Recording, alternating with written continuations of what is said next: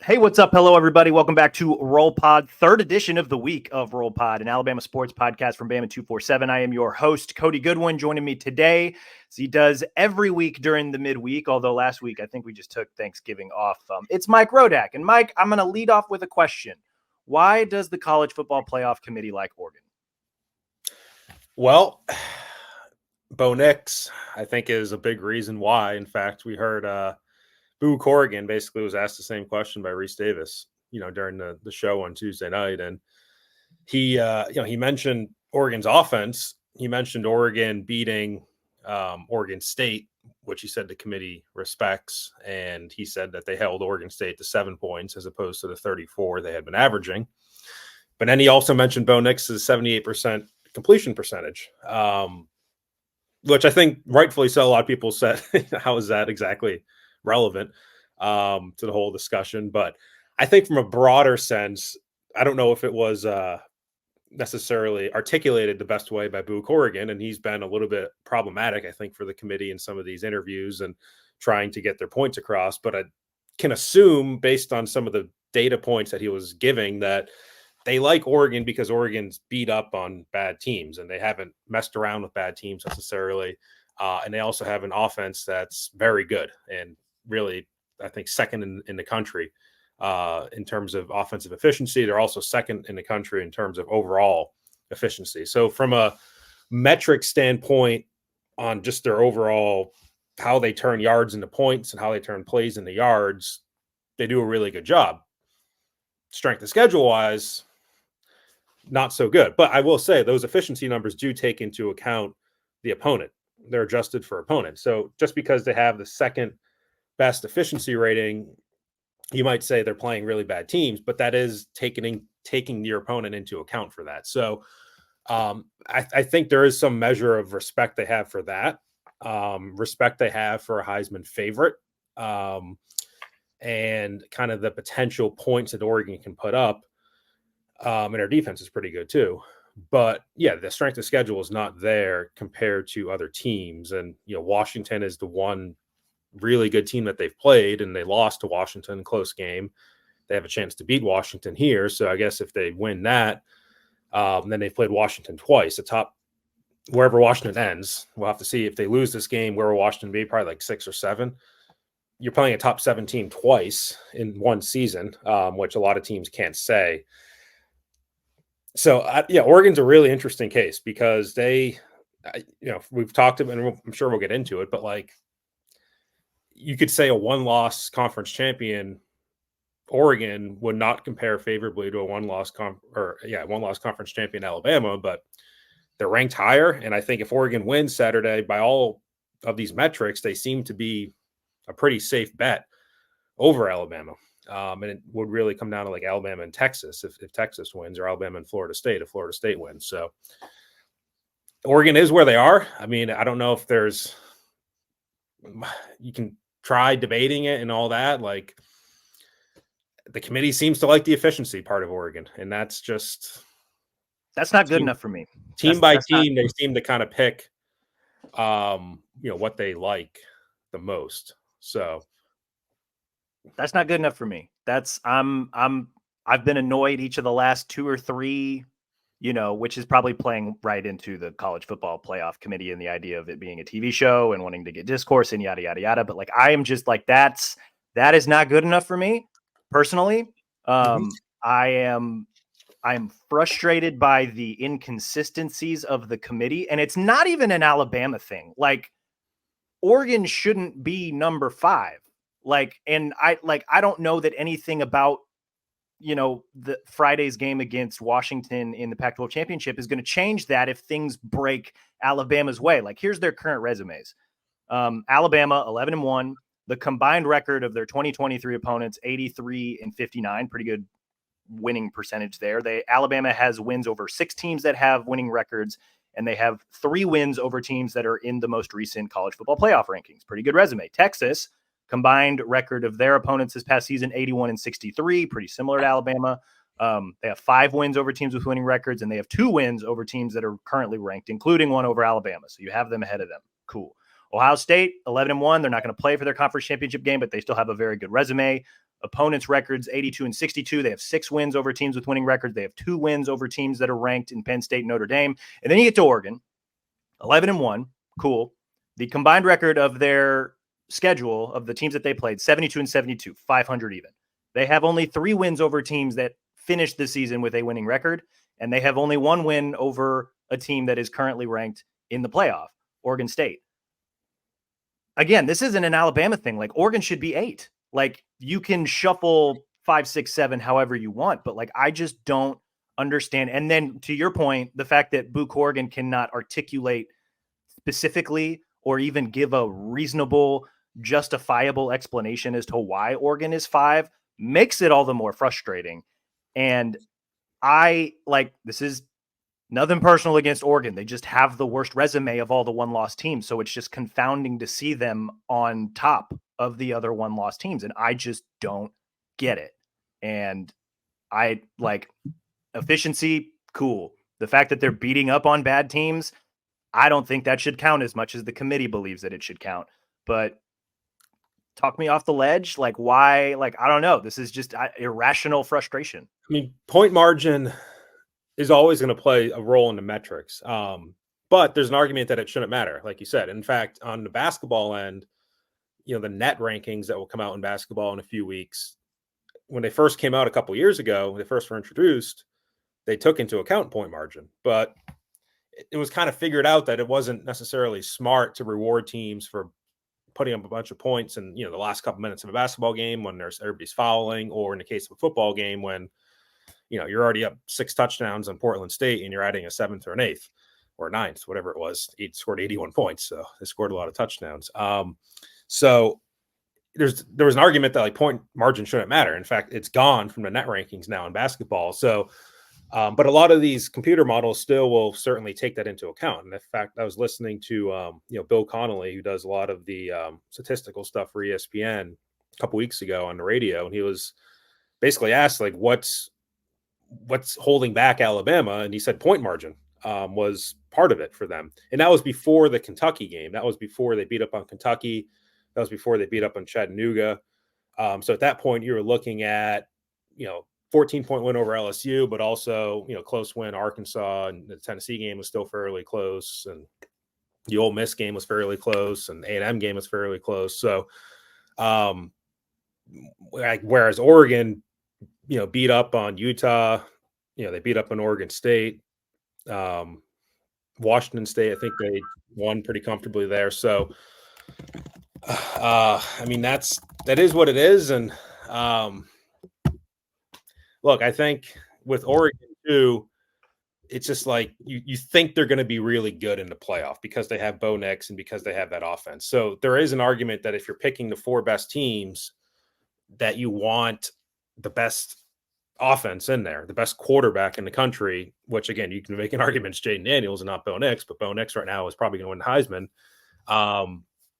Like you can make an argument that that's the team that should be in there. I mean, again, I'm looking 38-24 Washington State's not anything crazy. And then you can also look at it from this perspective, and maybe the committee's doing this too. If they're ranking the 1-loss teams and they're saying Oregon's 1 loss was on the road by 3 points to a top 10 team in Washington. And then they're saying Ohio State's next because their 1 loss was by 6 points or whatever it was against Michigan on the road against a top 3 team versus, and this is where Alabama gets hurt. They lost at home by 10 points to a top 10 team in Texas, but losing at home by double digits is, I think, where Alabama gets hurt in some of these comparisons.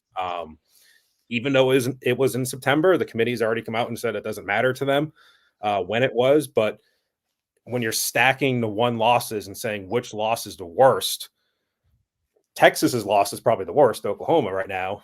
But also Alabama is the only one out of those 4 1-loss teams right there that has lost at home. And it did it by double digits. And Texas was running out the clock at the end of that game. So that's what hurts Alabama, I think, more than anything else in this whole discussion. I would argue that means Texas should almost always be ahead of Alabama. I don't know that result should have any bearing on why Oregon is the number 1-loss team. Like, that's where it just doesn't connect for me. So they're saying that Texas lost in a neutral site to a top whatever Oklahoma is right now, top 20 team. And they're saying Oregon, they're giving credit to because Oregon lost by 3 points on the road to now a top 3 Washington team, in fact. Yeah. I don't know. I don't get it. And the more I think about it, the more frustrated I get. I guess the one piece of saving grace, and we'll get into this, but like if things break in Alabama's favor and they need a couple of teams to win this weekend, and first and foremost, they need to beat Georgia. We'll get into that as well on today's show. Hi, welcome to Roll Pot. The one saving grace that I think the committee has been consistent on is that if you win a big game convincingly, you get rewarded. You look at when, what are the examples here?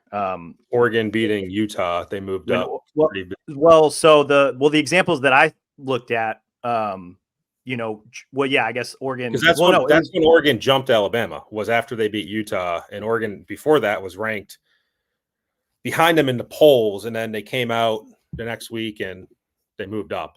The examples that I have actually thought about was actually Washington. When Washington went into Corvallis and beat Oregon State, and it wasn't the best game, but it was a win on the road. They jumped Florida State to get into the top 4. And then a week later, Georgia pounds Ole Miss at home, but they still, 52-17. It was as convincing could be. And they jumped Ohio State from number 2 to number 1. So that leads me to believe that if the door opens for Alabama to get into the top 4 and they beat top-ranked Georgia, I would think that means the committee would say, okay, Alabama deserves to jump into this. Now, there's a lot of other dominoes that are going to play into this, right? Because I think if Alabama's in the top 4, Texas probably deserves a spot in the top 4. But I don't know that there's another team in the country that would have the resume that Alabama has, which should help them, right? In this particular scenario, comparing all the one-loss teams, and then I think by virtue, it also, help Texas as well. But that's the one consistent thing we've seen from the committee over the last month. And I wonder if that plays a role if, 1, the opportunity opens, and 2, Alabama takes care of business this weekend. Yeah. And I think, look, part of it too is where Alabama started. Sometimes you kind of have to go all the way back to see how a team started. I'm not talking about the playoff rankings, but I'm talking about the preseason polls. And Alabama was a little bit lower than usual. They started number 4 in the AP poll, which was the lowest in 13 years. And they started number 3 in a coaches poll. And so when you're starting at that point and then you lose to Texas, you fall, but you're falling further than you would have if you were starting number 1 or number 2. And so then you're trying to make up more ground because of where you were placed in the preseason poll. And in this case, I'm looking, coaches poll, for instance, Alabama fell from 3 to 10 after losing to Texas. They fell from 3 to 10 in the AP poll after losing to Texas. Which then the AP poll and the coaches poll, as much as the committees will never admit it, that's kind of the basis for where they start looking when they start making these rankings in late October. Like that's kind of the guide, is where have the AP and the coaches poll been, and they're typically pretty close when the first playoff rankings come out. So that was a 7-spot drop for Alabama. Again, losing to Texas at home by 10 points. That's the key part of that. Whereas if you look down the road, when Oregon lost to Washington, they only fell how many spots? They fell 1 spot in the AP poll from number 8 to number 9 when they lost to Washington. Ohio State, when they just lost to Michigan on the road by a small margin, fell 4 spots.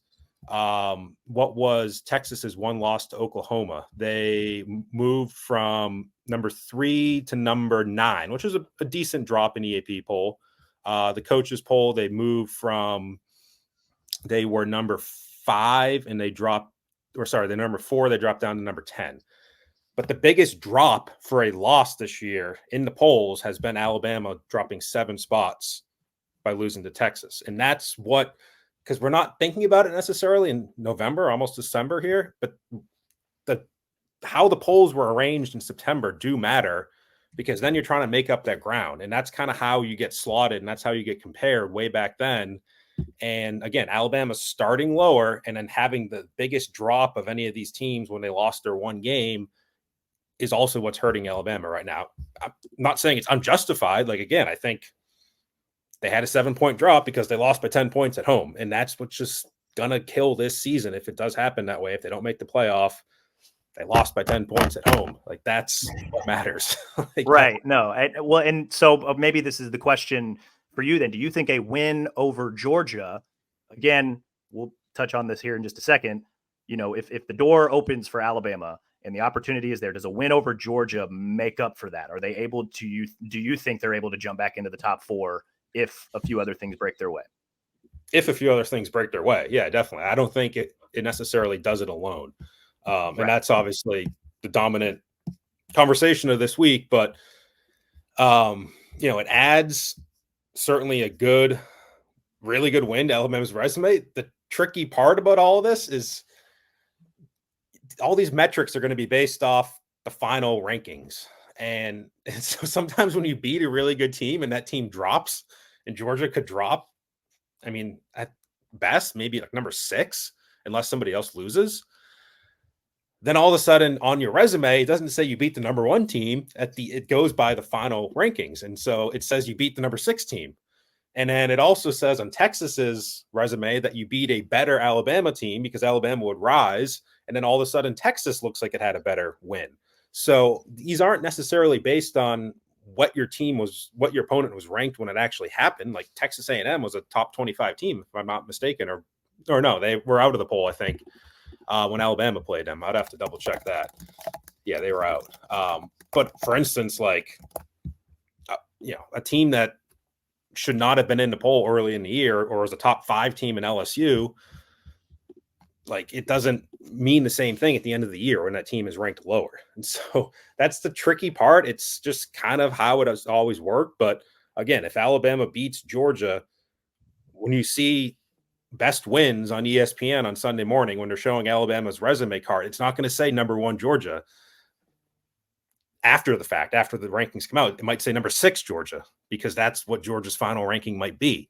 And that's just, again, and that's how it works. And it'll be really impressive, though, for Alabama to beat Georgia, which has won 29 games in a row. They're 2-time defending champions. They're the best team in the country in the polls. Like, sometimes when you beat them, it makes them look worse. And that's like oxymoron of it all. But that's what might happen in this case. So what do you think is the most, obviously it's conference championship weekend, Pac-12 plays Friday, Big 12 Saturday morning, SEC is Saturday afternoon, and then we wrap up with the ACC and the Big 10 on Saturday night. What do you think is the most realistic path? Obviously, step 1 for Alabama is beat Georgia. Assuming that happens, and we'll discuss that a little bit more because I think you and I are both on the fence about that to begin with. But if we assume that happens, what else do you think needs to happen? What do you think is the most likely scenario for Alabama to get into the playoff? So, I mean, when everybody's going to be watching Friday night for the Pac-12 game, I think it helps Alabama for Oregon to win, because I think an undefeated Washington team is going to be a tougher argument for Alabama to win. I think Alabama has a chance to win an argument against a 1-loss Oregon conference champion. But again, as we just talked about, they've always been ranked higher. I think a lot of the metrics would say that Oregon's going to be in if they win. So at the end of the day, I'm not sure that game matters a ton. I think, again, it's better for Alabama if Oregon wins, but I don't know if it's going to make a difference. So then you go into Saturday morning, the 11 a.m. Central Time game, the Texas game against Oklahoma State. If Oklahoma State wins, and we'll know that basically by kickoff of the Alabama-Georgia game, then I would safely say that's a win and you're in game for Alabama starting at 3 o'clock Central. So again, all it takes to me is one loss by Texas or one loss by Florida State. I don't think it's going to take multiple losses to get Alabama in. So it could happen with the Texas game in the middle of the day. Then if Alabama was to win in the afternoon, then everybody's going to be watching the night game.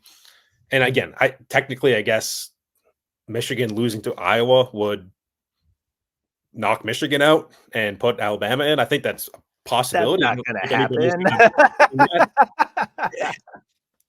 It would be crazy. But I guess Brian Ferentz would be rehired if that happened. Oh my gosh.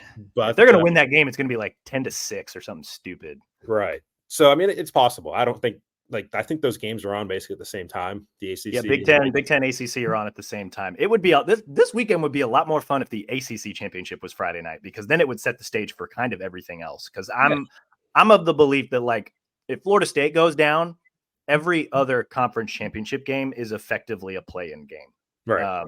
except for Iowa, because But they they're the can last one to play, so nobody really knows. Right. So, it's treated like it's a play-in game anyway, right? Because if Mhm. Florida State goes down, that's one less undefeated conference champ. And so, assuming Michigan takes care of business, you would have them in, and then you'd basically have 3 spots for either, a 12-1 Oregon or an undefeated Washington, an undefeated Georgia or a 12-1 Alabama, and then potentially Texas, assuming they take care of Oklahoma State. Right. If they don't, and a few dominoes fall, then you could be looking at either Ohio State or Georgia backing their way into the playoff. But Right. yeah, That's what it'll come down to me. I don't think it would be any debate beyond that. If it, again, you have the scenario of Texas and Florida State win, I think Alabama's out. Either Texas wins or Florida State wins, Alabama's in with the win. And then if both Texas and Florida State lose, then I think, to me, if Georgia plays well enough against Alabama in a loss, I think Georgia would be in over Ohio State. I always hate when teams get punished for playing the extra game. Yeah. And honestly, it benefited Alabama in 2017 when they lost in the Iron Bowl. Auburn went to the SEC championship game. Auburn lost. Alabama got into the playoff. Even last year with LSU took another loss in the SEC championship game because they played an extra game, and they played the hardest game of the year for them against Georgia. Like, I hate when teams get penalized for playing the extra game. In this case, Georgia won the SEC East. I think objectively they were better than Ohio State for the first 12 games of this season. They go to Atlanta to play a really good Alabama team, and if they lose, I don't think Ohio State should then jump Georgia. Like, you can say, yeah, Ohio State lost close on the road to Michigan. In this case, Georgia would have lost close, let's say, at home, sort of, in Atlanta. Like, you can make that argument. But again, they played an extra game. Georgia played a 13th game. So if you play a 13th game, you have a better chance of having one loss. So to me, I think rewarding a team that misses a conference championship is not the way to go. Luckily, this is the last year where that's really going to happen because of divisions going away everywhere by next year. You're not going to have an Iowa with a chance, to win their conference championship, versus if this was next year and the Big Ten didn't have any divisions, then it would be Michigan, Ohio State again. They would just play each other twice. And honestly, that's the better path to me, because then you're putting your 2 best teams, and that's why divisions were eliminated. So this is the last year we have to worry about a team backing into the playoff after missing their conference championship, unless they're like a 9, 10, 11 seed. Yeah, no, I agree with that. Be kind of interesting to see how it all plays out, just because I don't know. I feel like anything and everything is still on the table going into conference championship weekend, which is what's going to make it fun.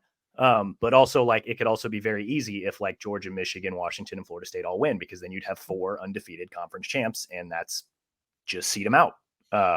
So who knows? I don't think it'll happen that cleanly, but also we didn't think we'd get to this weird, I don't want to call it a doomsday scenario, but, like, I don't know that we expected to be in this position, a month ago, even though it was something that you and I had talked about probably a month and a half ago as a possibility. Yeah. And I wasn't covering college football when the playoff was being discussed and implemented 10 years ago. 2013 is, I guess, when it really came together, and then 2014 was the first year of it. But there had to be someone in that room, and I'm sure this was discussed back then, I just wasn't covering it. You have 5 power conferences and you have 4 playoff spots.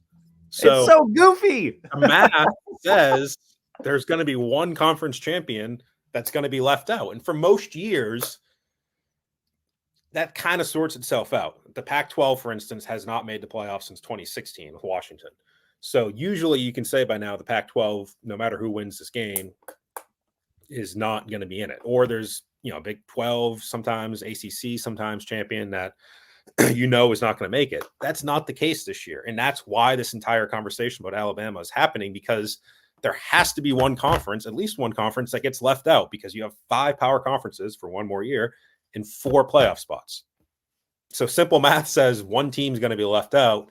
And I know like Alabama fans you're going to say the SEC has made the playoff and has won national championships, and that's all true. It's all true. I don't think it can necessarily be a golden ticket for them either. Like, I think it would be wrong for the committee to sit there and look at past results of previous conference teams and apply them to the current year. It's just, it would be wrong because you can't apply what another team did in a past year for a conference to what a team could do in this current year for a conference. It's just unfair one way or the other to a team this year. It's unfair to the other teams. If let's say they say, oh, well, Clemson, beat Alabama twice in the national championship as the ACC champion. We should give Florida State credit for that. No, like that doesn't Yeah, make that's any not sense. how that works. Yeah. Right. And neither should the SEC get credit for what the teams have done in the past. Like, it's just, you have to be very myopic and just look simply at this year. And I don't think you can apply conference history to any of this discussion. It's just, it doesn't work. Yeah, no, totally agree with that. Going to be a fun weekend. Any final thoughts on the playoff conference championship games, or should we dive right into Alabama, Georgia? Let's dive right into Alabama, Georgia. There's a game. I didn't know there's a game. Right off the top, Mike, how does Alabama win this game? They have to stop shooting themselves in the foot. I know it seemed like they stopped doing that, but everybody watched the Auburn game, and that was certainly a problem for them again. So, I mean, and Saban talked about this too, where they built up momentum basically from the second half of the Tennessee game on through. Like, we were all sitting there halftime of the Tennessee game saying, like, what in the world is wrong with this team? Like, it was 20-6. Like, they looked like trash in the first half. I think they would tell you that themselves. And then they came out in the second half and blew them out. Came out, beat LSU. Came out, blew out Kentucky. Blew out, Chattanooga like they should have. And then, Saban would talk about you got to keep the momentum because sometimes when you lose it, it's hard to get back. And then they go into Auburn, and all of a sudden, the things that were problems for them early in the year were problems again, with the touchdowns being called back by penalty. Seth McLaughlin's bad snap or miscommunication in a key moment. Jalen Milroe kind of making weird, questionable decisions, which has been an issue for him. I think he's cleaned it up, but had the two ineligible downfield pass penalties that could have cost him, certainly. So you start doing those things again, you start getting gashed on defense like we really haven't seen. I mean, a Texas game, it kind of reminded me of in a different way. Like, it was more the running game with Auburn, but it was just like, you felt like Auburn was really getting them on their heels, especially in the third quarter, early fourth quarter. To me, it felt like that. So it was a little bit of a throwback, and that's not a good thing for Alabama. I think you can discount it to some extent, saying it's the Iron Bowl, it's Jordan Hare, it's kind of in its own little box, but you can't be doing any of that stuff against Georgia. Like, it's not going to work against a much better Georgia team than Auburn. So that's kind of where it starts. But then to me, it's a question of still, even if you play a really clean game, you don't have the penalties, you don't have the mistakes, you don't have the turnovers. Are you good enough from a talent standpoint at the skill positions, especially, to beat Georgia? And 2 years ago, the answer was yes. And that was a really good Georgia defense. It was also a really good Alabama offense with Bryce Young, Jamison Williams, John Mechie. The problem was when they lost Mechie, which he played most of that game and 9 catches for, I think, 96 yards, and they got hurt. And then he didn't play in the playoff, and then they lost Jamison Williams in the second quarter of the national championship game. All of a sudden, they weren't the same sort of offense because they lost their 2 best skill players outside of Bryce. And that's when Georgia beat them. They don't have Jamison Williams this year. They probably don't have a John Mechie. I think Jermaine Burton's gotten better. I think he's been a really good receiver for him, but I don't think he's on that level. I don't think he's a first, second round talent in the NFL right now. I think he's probably more of a mid-round talent, third, fourth, somewhere around there. So do they have enough right now at the skill positions? If Jace McClellan doesn't play, I think they can get by without him. I think he's been a solid player this year. I don't think he's been a difference maker necessarily. He's gotten some tough yards. He's a gritty player. He's a physical player, but I think you can get some reproduction there with Roydell Williams from what Jace will give you. I think Jam Miller can give you some snaps. I think Jalen Milroe can certainly make plays. We've all seen that. But is it good enough? And yes, you're playing against a Georgia defense that is not as good as it was 2 years ago. So maybe that helps. make up that gap. But to me, it's still, do you have the talent on offense? Do you have the proven talent? Like, I know we have the 5-star rankings and all that, but like, you line up that guy on the outside of the field, and you know he's going to beat his defender, like Jameson Williams did, like Devontae Smith did before him. Like, that's still a question with this team. And then you flip it the other way around, and this Georgia offense, I think, is better than it was 2 years ago. They didn't have a chance to play Georgia last year. I think Georgia's offense was better last year than it was 2 years ago, but it could be even better this year, because I think Carson Beck is probably a little bit more talented than Stetson Bennett. Their running game is very good. Obviously, Brock Bowers and the receivers are pretty good too. So, and their offensive line, not to forget, because that offensive line has kept Carson Beck really clean the entire year. So, again, it's a question of, do you have enough talent? And they have Kool-Aid, they have Terrion, they have Caleb Downs, they have Malachi Moore, they have Chris Braswell, they have Dallas Turner. Is that enough to beat Georgia? I think it's really close, but it's closer than any other game they've played this year. So, again, that's just the question. You line up the two most talented teams in college football. Georgia still might be the most talented team in college football, and Alabama might be the second most. So that could leave you in the wrong side of the equation there. I think that's all fair. And I think where Alabama is very strong in this game, like they need to hammer that home in a way that maybe we haven't seen yet this season. You look at, like, where are they strong defensively? They're very, very good in the secondary. I think that's going to match up well with, however many Georgia receivers they have. Carson Beck has hit like 7 different guys 20 times this season. Part of that is because, it took Dominic Lovick a little bit of time to, get adjusted to the offense. Also, Brock Bowers has been hurt. Ladd McConkey has been hurt. So they've had other guys that have needed to step up. This is going to be one of the few games, we're assuming that the Brock Bowers will be healthy. Ladd McConkey will be healthy. One of the few games this season where those two guys specifically, preseason all SEC selections, are going to be on the field at the same time. And so how does Alabama's secondary, how do they attack that, right? Like, and I think they've dropped a few hints maybe in previous games where, because I think you start with Brock Bowers. It was really telling to me when Malachi Moore said earlier this week that, Georgia uses him the same way the Chiefs use Travis Kelce. Well, I'm a Chiefs fan, so I know exactly how the Chiefs use Travis Kelce, right? They line him up everywhere. But I've also seen how teams have been able to take Travis Kelce out of it or disrupt him. They beat him up on the line of scrimmage and they double him. So, okay, how does Alabama do that? In recent weeks, we've seen Caleb Downs play a lot of star. We've seen him play a lot in the slot. I think that's going to be an answer. I don't know if it's going to be the answer, but I think it's something that they're going to try, right? He's a little bit more physical than Malachi and Terrion. He's a little bit bigger. He's a surefire tackler. That's a guy that can probably hand fight with Bowers at the line of scrimmage. Also, if you leave him in the slot, which is where Dominic Lovett has done a lot of his damage, Caleb Downs can cover him too. The interesting part about that is that it takes away one of your safeties. When Terrion Arnold shifts to star, you can bring Trey Amos off the bench, and he's very good at corner opposite Kool-Aid, and then you've got Downs and Moore in the back. When you bring Downs to star, I know Terrion played safety in high school, but it's not something that he's done a ton of over the last couple of years at Alabama. So, are you trusting Jalen Key, who looked a step slow against Auburn? Are you trusting Christian Story or Devonta Smith, who have played a little bit in recent weeks? Like, I'm kind of, if Downs goes to star, I think that's great. But like, what do you do behind him? Like, what's the other answer? In terms of, one, disrupting Bowers, and then two, try and stop everybody else around him too. Cause like you can double Bowers and take him out of the game, but you still got to guard everybody else. And so I don't know what the answer would be at safety if you move Downs down. The other thing, you got to affect Carson Beck. And you mentioned it, like Georgia's offensive line, like has kept him upright all season. Like you look at the numbers, Georgia's offensive line has allowed 10 sacks this season. They have allowed 88 total pressures. They have faced teams that have good pass rushes like Tennessee, like Missouri. Ole Miss was pretty productive when it came to rushing the passer this season. Now here comes Alabama, and I don't know that they've seen a pass rush quite like Alabama with Braswell and Dallas Turner off the edge. Pro Football Focus tracks pass rush productivity, which is like per snap basis pass rushing success. Braswell is ranked 6th in the country among edge rushers who have at least 100 pass rush snaps this season. Dallas Turner ranks 13th.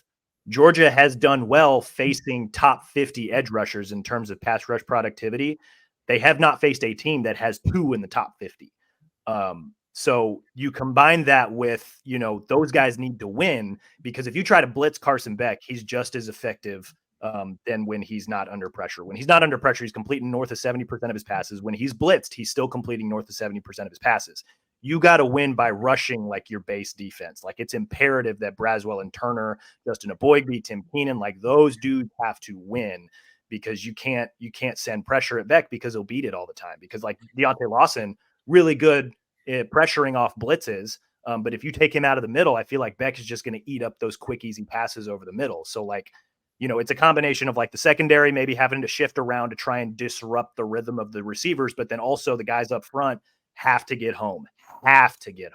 It's to me a question still of how much can you play Turner and Braswell at the same time? Because it's a good question. I feel like we saw more, and I don't have the stats in front of me to back this up, but I feel like they did more of the Turner and Will Anderson stuff even 2 years ago in the SEC championship on the field together, or just in general the last couple of years. And this year, there's been more of the 3-3 look where you're going to have one of those outside guys on the field. You kind of rotate them, which helps, but you're having either Turner or Braswell out there. And you're trying to keep those three big guys on the field. And I think probably against this Georgia offensive line, against this Georgia running game, I feel like they're going to lean towards having the three big guys out there, whether it's, Keenan, Aboigbe, Tim Smith, Keenan, Aboigbe, Otis. Like, you're probably going to need that to stop the run. And so that might necessitate only having one of Turner or Braswell out there along with your two inside guys if you're in nickel most of the time. And again, I think you might need to be in nickel because you're probably going to need to bring a safety down to be on Bowers and then have two deep safeties. So that gets you into a little bit of a pickle in the nickel, if you will, with the star down on Bowers. And then you're trying to keep three defensive line on the field because Georgia can still run. And so that leaves you like, it would be ideal to have Braswell and Turner both coming off the edges and trying to get to Beck at the same time. But like realistically, I just don't think we're going to see that too often, because they're probably going to be rotating more than they'll be on the field together. No, I think that's fair. Or does one of them just, do you have Turner off the edge? Braswell operates as like the defensive end opposite of Aboigbe, and then you've got Aboigbe and Keenan in the middle. That way you've still got your four. Downs, I think playing star too might help in run defense because he's such a sure tackler. And then if Georgia rolls out two tight ends, which they did quite a bit against Georgia Tech as well, like you can, Campbell, I think is fast enough to maybe cover a non-Brock Bowers tight end. He may not have the coverage skills, but he can at least, point and go cover him, go clobber him. Right. I don't know if that's an answer, but is that something you think that could be effective if they just, maybe play Braswell as the down lineman? They can try. And then I think it's kind of a feel thing where is Georgia, if they're seeing that look, if Georgia's seeing Braswell in there and only two big guys, 300-pounders, is Georgia just go and run all the time with, Milton or whatever the case may be? And that could be their key. And then if Alabama gets into the big personnel, are they going to Bowers? Or are they doing something different? If you go into the slot, just working a different way. Like that's the stuff that offensive coordinators and defensive coordinators are going to be kind of going at each other with. But to me, I think you test it out maybe, and you can see if you can stop the run with Braswell on the field as your third lineman. If it works, then great. Like you're in a good spot. If it doesn't, then you might have to put a third guy in there. And then again, you're kind of playing chase a little bit. Yeah, no, it'll be interesting to kind of watch that chess match, especially early on. Where's the success coming from? Who wins those battles, and what that'll mean moving forward. Offensively, Georgia's defense, offensively for Alabama, Georgia's defensive strength this season is in the secondary, not unlike Alabama. They don't have as much depth or as much star power in the front seven as they had before. I think they got a couple of young guys playing linebacker. I think this could be a prime opportunity in a really big game for Jalen Milroe, just because he's a mobile quarterback. There's one train of thought where it's like, okay, Kirby came from the Saban tree. They run almost identical defenses. Like they recruit the same personnel. They run a lot of the same concepts. And we know that Saban's defense struggles with a lot of pre-snap, post-snap motion stuff, that motion-based offense that Sark utilized in the passing game and that Auburn utilized in the run game. So Georgia's defense has struggled with that too. So then you bring in Milroe, who is obviously a mobile quarterback. He's way more willing to step up in the pocket, to run a little bit here and there. And I'm thinking like, Okay, a guy like Jam Miller is a guy that can get east to west very, very fast. A guy like Kendrick Law is a guy that can get east to west very, very fast. Like, how much can Alabama utilize a little bit of motion and just, can Milroe put those linebackers in a blender and just make them, he's going to have to make a lot of big plays, I think, both run and pass game. It's not maybe going to be similar to like A&M where they drop back 40 times and just chuck the ball down the field, but like, I wouldn't be shocked if Alabama dropped back 35 or 40 times in this game, but then Milroe takes off and runs 10 or 12 times just because I think that's a part of Georgia's defense that they can exploit. What do you think? Yeah, I mean, it's still, maybe you try, assuming they don't have Jace, you try to get some of the running game going traditionally. You still have Stackhouse, for that Georgia front seven. I'm just looking to see where they rank in terms of It's running. not a defense that gets a lot of pressure, but they do force some turnovers. So they're 26th in the country right now in allowing 117 rushing yards a game. They allow about just under 4 yards a carry. So it's not nearly as dominant as it was before. But again, I don't know if Alabama, as we talked about all year, like, can I picture Alabama just putting their heads down and running the ball 40 times and averaging 6 yards a carry and like beating Georgia that way? I don't see it. So maybe not that way, but that's where I think like Milroe, right. You look at some of who are the teams that have had success against Georgia. Like they also survived the Jordan Hare voodoo against Hugh Freeze, and Auburn ran for like 200 yards. Georgia Tech last week, a lot of motion based stuff with Haynes King, right, former A&M quarterback. A lot of read option stuff that worked out. Mizzou, obviously they have Cody Schrader and they have the personnel to just kind of pound it right at him. But like Brady Cook was doing a lot of stuff in motion and doing some RPOs and stuff like that. I wonder, we haven't seen a ton of that from Alabama's offense, but I wonder if this is the week to roll it out and see it's, hey, like, can you set up some screens? Can you set up some RPOs? Can you get Miller on the move just to give them a bunch of different looks, like a bunch of window dressing and stuff to confuse them? Yeah, that's what I'm getting at. Is I don't think you can just line up the traditional running game like Alabama was trying to do early in the year, especially, and just run Rodell Williams up the middle. Yeah. And move the ball that way and with any sort of consistency. So I agree. Like, I think you do have to kind of get outside the box a little bit, like we saw Alabama do later in the year. And it's just a matter of how well it works. Kirby's a really good defensive mind, and they still have really good players on that Georgia defense. And there's still going to be a back and forth that goes on there, but we'll see. That to me, the whole idea of like a couple of years ago, I thought Alabama's offense versus Georgia's defense was the bigger kind of debate or bigger thing to look for. Like, could they move the ball? Like a really good Alabama offense against a really good Georgia defense. To me, this year, it's still Georgia's offense versus Alabama's defense, a really good Georgia offense versus a really good Alabama defense. So this other conversation of Alabama's offense, Georgia's defense, I feel like there's flaws on each side, probably more so than the other side of it. And it's just going to come down to how well can you mask those? How well do your players like Jalen Milroe, who's shown good things, shown bad things, and sometimes it's a little bit in between. Like, where does he fall in that spectrum? The LSU game, he was great, like perfect, like did everything he needed to do in that game. But obviously, other games he hasn't been. So it's hard to say like would all this work. Sometimes it just depends on how well you execute, and you can get Jalen Miller outside the pocket. He's going to make the right decision. If he's pressured, does he throw the ball away? Does he throw back across his body? Does what is he doing when he gets outside the pocket? Because there's a lot of decisions that he has to make out there, and as we've seen, sometimes he doesn't make the right decision.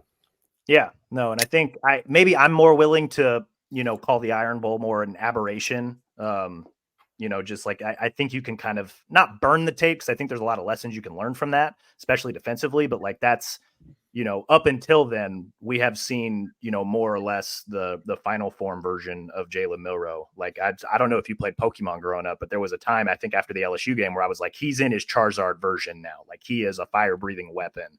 And the Auburn was kind of the Auburn game was a little bit of a regression because of the penalties. But in that game, he did not turn the ball over, which I thought was crucial in giving Alabama, obviously, the opportunity that they did to win the game. There were a lot of other little things that they need to fix, but part of playing a clean game is obviously not committing the turnovers to pull points off the board, but also not turning the ball over, because this is a Georgia team that thrives off making turnovers kill you. And that's been an underrated part of this Alabama team, I think, in the second half of the year, is avoiding the turnovers. And they had was the interception against Kentucky, and then Terrion came right back with his own, so that kind of got erased. But I'm looking 0 turnovers against Auburn, 0 against Chattanooga. They had 2 against Kentucky. I'm forgetting what the other one was. It might have been Muff punt by Kool-Aid. Does that count as a turnover though? I think it might not. There might have been Did they maybe fumble the ball too? Yeah. Now I'm doubting my own mind here, but I'll go check out what happened in that game. So scoring, drives. Alabama had an interception. Yeah, it must have been a muff punt then, is what they're counting. I think in the NFL they don't count that as a turnover, but I guess in college they do. LSU, they had 0 turnovers. Arkansas, they had 0 turnovers. The 2 against Tennessee, I think, were both in the first half. So you've gone Arkansas, none, LSU, none, Chattanooga, none, Auburn, none. You had a little bit against Kentucky and then the first half of the Tennessee game. But overall, there has not been a turnover issue with this offense. And that's obviously going to be crucially important in this game. But I think Milroe's gone now. I think I looked it up the other day. He has 1 interception in his last 94 passes. Yeah, he's the one against Kentucky. Yeah. So that's part of, when you talk about playing a clean game, like 1, not committing turnovers to pull points off the board. 2, if you're on defense, right? Like when Alabama's defense, I've been tracking this, like when Alabama's defense commits a penalty, the opposing offense normally scores on that same drive. So you can't do that, but then also protect the ball. Like you cannot give this Georgia offense extra opportunity. Yep. Yeah. That's keys to the game Saturday morning. Don't turn the ball over. I think, yeah, right. Like some of them are LOL, obvious, but stop the run, limit Bowers. You got to get pressure on Beck. No dumb mistakes, right? No penalties, no turnovers. But then also establish the Milroe, because I think he's the type of athlete that can, put a defense like this in more compromising positions than not. And he seems to have the confidence and the wherewithal to recognize that in real time. I know the Auburn game was a little, I don't want to call it fluky, but it was definitely off the beaten path from what we had seen, the previous 3 weeks since the bye week. And really, since the second half of the Tennessee game, he has really made strides in not only manipulating defenses, but understanding in real time that he's manipulating these defenses and then, attacking the open space accordingly. So he's going to have to be at his best to give Alabama a chance in this game. You got a prediction or any other final thoughts before we sign off here? I passed on a prediction in the Jordan Hill podcast I did with Dogs 247, and I will pass on a prediction for right now because I'm still thinking about it. So you can subscribe to Bama 24/7, and assuming Brett Greenberg collects all of our predictions, you can find them on our VIP board on Bama247.com later this week. I like that. I haven't settled on a score yet, but I know that maybe to give people a hint on where I'm leaning, this is the game Alabama has to go win. They have to go prove it. They have to go show that they can go win a game like this and beat another big team like this. They gotta show me that they can do it. I believe that they can do it, but I gotta see it. And when I see it is when I'll 110% believe it. I'll say this. I'll say literally walking into Mercedes-Benz Stadium 2 years ago, I had a good feeling about that Alabama team in that game. Even though there was a lot of doubt, they were 6-point underdogs in that game. I was overhearing Georgia writers talking in the security line about how Georgia's going to win and talking about the playoff and all that. I just had a feeling Alabama was going to win that game, and they did, and they won it convincingly. I will say right now, I do not have the same feeling about this team. I'm not saying they're going to lose, but my confidence level of them pulling off an upset is not nearly as high as it was 2 years ago. That's interesting. For all the reasons I've stated. So, again, I'm not saying they're going to lose. I haven't decided that in my mind yet, but I'm not as confident in them pulling it off as I was 2 years ago. I think the thing I'm most confident in is that come Saturday at Mercedes-Benz Stadium, we are going to eat Chick-fil-A in some form or fashion because Mercedes-Benz has Chick-fil-A's somewhere on the concourse. And because it's Saturday, they're going to be open and I can't wait. Well, they have it in the press box. You don't even have to go to the concourse. They'll bring it to you. I didn't know that. See, Yeah. there's so many things I'm learning in my first year on the SEC beat. That and a soft serve machine. So get ready for that as well. Oh, I love creamy delights. That sounds amazing. This game is going to be amazing, Mike. I appreciate you taking the time to join us as always. Any other final thoughts here before we sign off? All good. Just ready for Saturday. Awesome. Me too. We'll be in Atlanta probably by the time you guys are listening to this. This will go up sometime early Friday morning. You can listen to it on your drive into Atlanta, whether you're heading there Friday or Saturday. I know we're going to get there to probably, go watch the Pac-12 championship game somewhere. At least that's what I want to do. I guess I'm not 100% sure what the plan is, but we'll be back sometime after the game and after I think the playoffs and bowl matchups get announced to recap the game and where Alabama ultimately goes and maybe take an early look ahead to that and maybe talk some portal stuff as well. So that'll all be after the game. Again, 3 p.m. kickoff Central Time, 4 Eastern Time on CBS. The final SEC game on CBS is between Alabama and Georgia. I can't think of a better game to send off the SEC-CBS relationship. But in the meantime, be sure to rate and review the show wherever you listen to your podcast, Apple, Stitcher, Spotify, even our Bama 247 YouTube page. Subscribe to Bama 247 and 247 Sports. Believe we still have deals that are running so that you guys can get a discounted subscription. You guys should absolutely do that if you love college sports, but especially if you're an Alabama fan. Thank you again so much for listening, you guys. We will talk again soon.